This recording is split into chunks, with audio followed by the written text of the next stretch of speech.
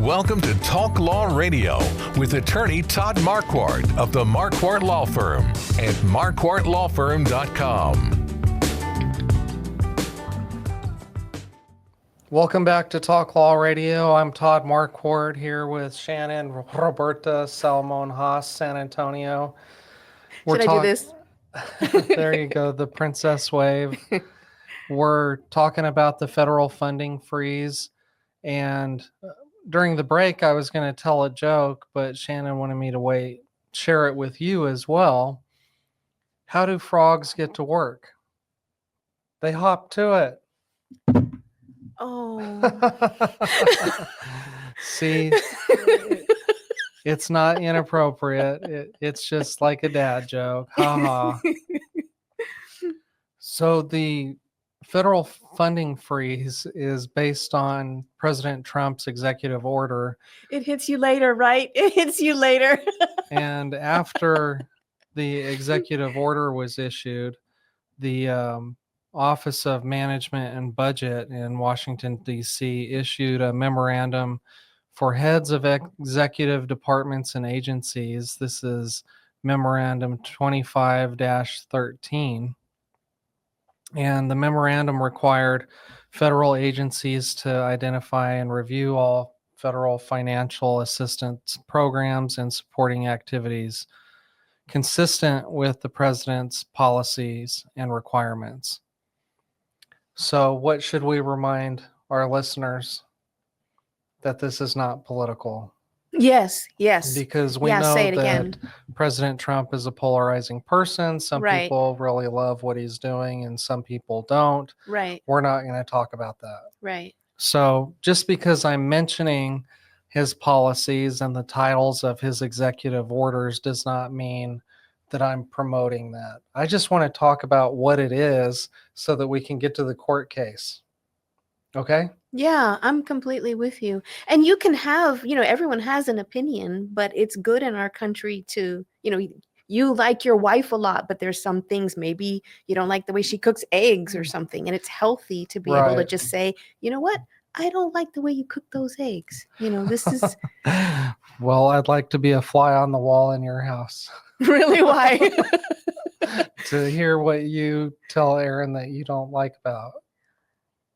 You don't have to say. I can't think of it. Let's get back to the. If there was anything, it would be healthy to just say it. I'm glad you said that because here I am trying to tell people to avoid thinking politically because I don't want them complaining. Yeah.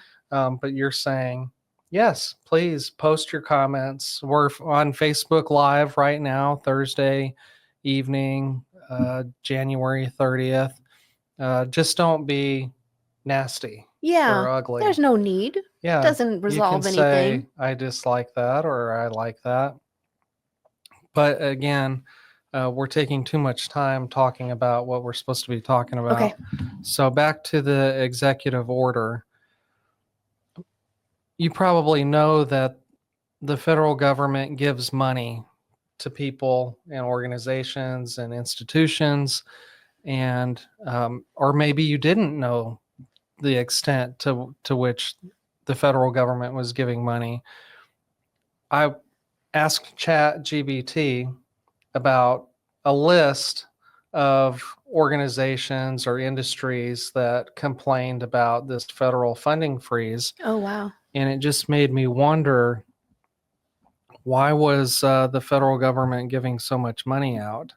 But here's what I just found from the AI, the artificial intelligence, is that there's the healthcare industry gets federal funding. And so there's news articles about that.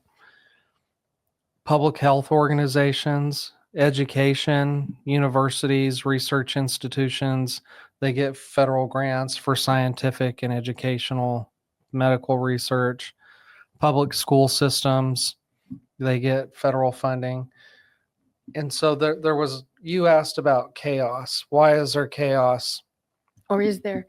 Or was there? Yeah. Yeah, that was a good question. Well, if you watch the news all the time like me, I did hear, lots of people complaining. And then if you get on Twitter X, I think that's like, it's like the box at the office that you put your complaints in. Oh, yeah. It's just all complaints. Yeah.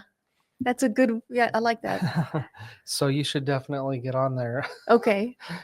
If you don't have enough negativity in your day, then you just You gotta- supplement it with gotta add Twitter that. X. Defense and aerospace, they receive federal funding. Infrastructure, construction, companies involved in federally funded projects, highways, bridges, public transit systems. So that's one of the people that told me that she was afraid for her livelihood because she consults with public transit systems. And she said, I help them get federal funding. And so if the federal funding is cut, then I don't know what I'm going to do. Mm-hmm. And I never run into this question. Yeah. It was just so interesting. And then I do serve on the board for a nonprofit, and I didn't even think that they Right. would be affected by a federal funding freeze. Right. But then somebody on the board said, oh, by the way, we're going to be okay. And I thought, I didn't know we weren't. Right. Yeah. It's something you don't really think about until Right. something like this happens. Right. It's like you never think it's going to happen to you. Mm-hmm. You know, whatever it is. That's how it comes to me. Technology and innovation, the National Science Foundation, energy and environment, the nonprofit sector, I mentioned that, agriculture, science, veteran service, law enforcement. So the federal government must be giving out lots of money for all these organizations and industries to get frightened that they were going to be out of business. So if anything, I think maybe people are more knowledgeable about what Yeah. the federal government is doing. Right. Yeah. The money doesn't come from any place. It comes from taxpayers.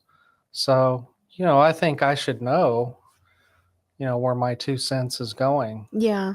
But now more people get it, how huge it is. Right. Have you ever seen that cartoon where the lady's a housewife and the husband says, what do you do all day? You don't do anything. Have you seen that? No. And so he comes home one night and everything's in chaos. What happened? You know, kids hanging off the ceiling fan. Well, you know, all that nothing that I usually do all day. Well, I didn't do it today. The house is like falling down. That's kind of like the federal government, Right. you know, that all of these things are happening behind the scenes and you don't really stop and think about it. We all kind of just took it for granted. Right. So there was an executive order, then there was this memo. And then the National Council of Nonprofits filed a lawsuit against Office of Management and Budget. And did you read this case? No, I didn't. Oh, okay. Well, there were a couple of areas of law that they brought up that when the president says we're cutting your funding, Uh-huh. that affects the Administrative Procedures Act. Okay. And they said it affected the First Amendment right to free speech. Because the way that memo was written, it said if your views of president's policies are not in line, then you have to stop funding that. Oh, that's deep. And so that sort of brought in somebody's subjective Right. But thoughts about something. But is that the DEI then? Probably. Yeah, I think that was one of the policies that was most targeted. Wow. So then, I did not even think of that First Amendment angle. So then the president or the executive office of management and budget, they established some guidance on the freeze. And that was on January 28th, said that In implementing the President Trump's executive orders, OMB issued guidance requesting agencies temporarily pause, to the extent permitted by law, grant, loan, or federal financial assistance programs that are implicated by the executive orders. Any program not implicated by the president's executive orders is not subject to the pause. And so if you're a scholar, if you're a lawyer, you could probably easily identify what was going to lose funding and what was not going to lose funding. But if you're not a lawyer, this is all just like legalese. It sounded really broad. But again, you're thinking like a lawyer. There's a lot of people out there that just don't even have any idea what you're saying. I saw a video of a girl who thought she was going to, I don't know if it was real or not, but she was very upset because she was going to not get food stamps now. Right. She was crying, so people just hear federal funding freeze or pause, and they know that food stamps is a program that comes from the federal government. And so, I mean, you can't blame them for not understanding the complexities of federal regulations and funding. So anyway. Do you think it was designed to, was it a design flaw, or, you know what? I don't want to ask that because that's going to. That's a good question. That's going to create a controversy. No, we can put it out there. Was it a design flaw? I think the government frequently has trouble explaining itself because it's complicated. So that's why you have an attorney in your life. You call them and you say, how does this affect me? Or you turn on Talk Law Radio on 9:30 a.m. The Answer, or you go to YouTube and search for Talk Law Radio and look for the Lady Justice and the red, white, and blue logo. Yeah. You click subscribe and you start listening and watching Todd Marquardt and Shannon Salmon-Haas San Antonio talk about the law. Only if you're cool. Only if you're cool. So when we come back, we're going to talk more about this court case, and then we'll talk about what happened afterwards, because a lot of people probably are still wondering whether this is frozen or thawed. Right. So we'll be right back. Stay tuned. This has been Talk Law Radio with attorney Todd Marquardt, brought to you by the Marquardt Law Firm. You can learn more at marquardtlawfirm.com. And be sure to listen to the full Talk Law Radio show Saturday mornings at 11 on 9:30 a.m. The Answer.